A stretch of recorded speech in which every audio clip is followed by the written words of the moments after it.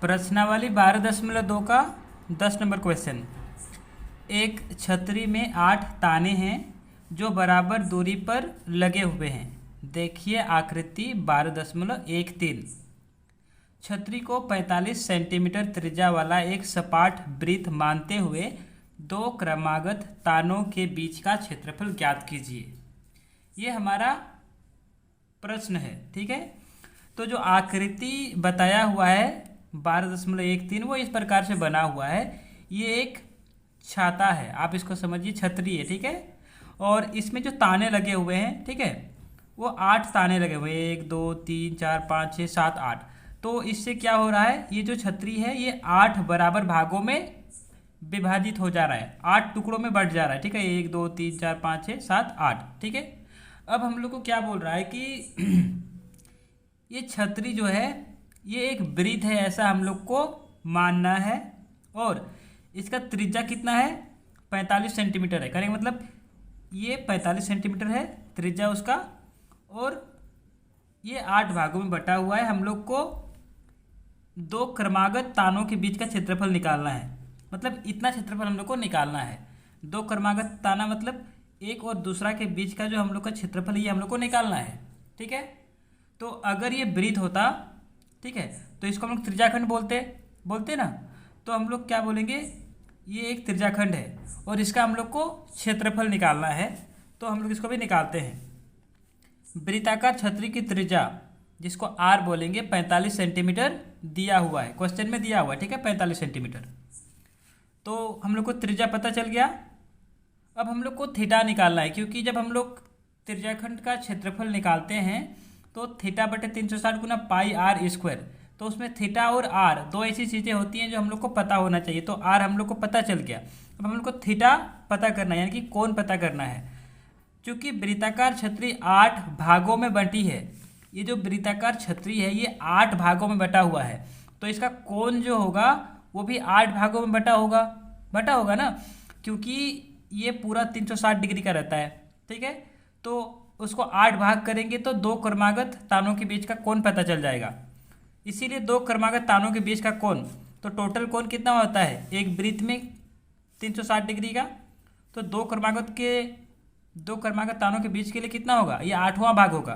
तो 360 बटे 8 काटेंगे इसको। ठीक है, तो 360 से 8 को काटेंगे, तो पहले काटते हैं 2 से, 2 चौके 8, यहाँ पे 2 एका 2, 2 8 16 और 0।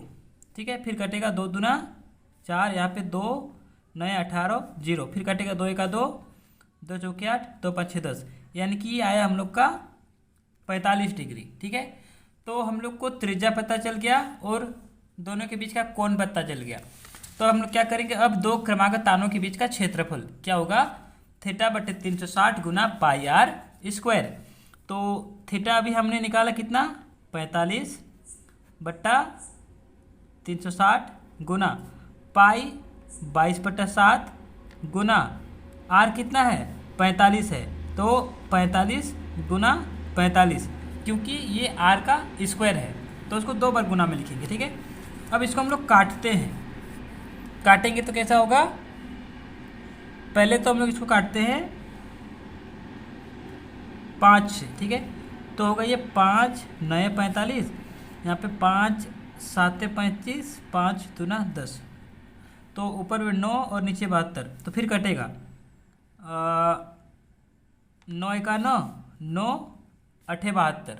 ठीक है, अब ये फिर से कटेगा 22 के साथ, 2 से काटेंगे 2 चौके 8, और यहाँ पे 2 11 में 22।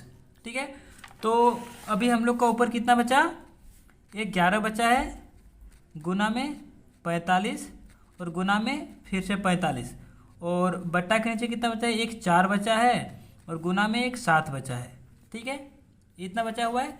तो बराबर क्या करेंगे, सबको गुना करेंगे, और सबको गुना करेंगे तो 22 2 75 आएगा, और नीचे 7 चौके 28 आएगा, तो इतना सेंटीमीटर स्क्वायर ये होगा हम लोग का आंसर। समझ में आया।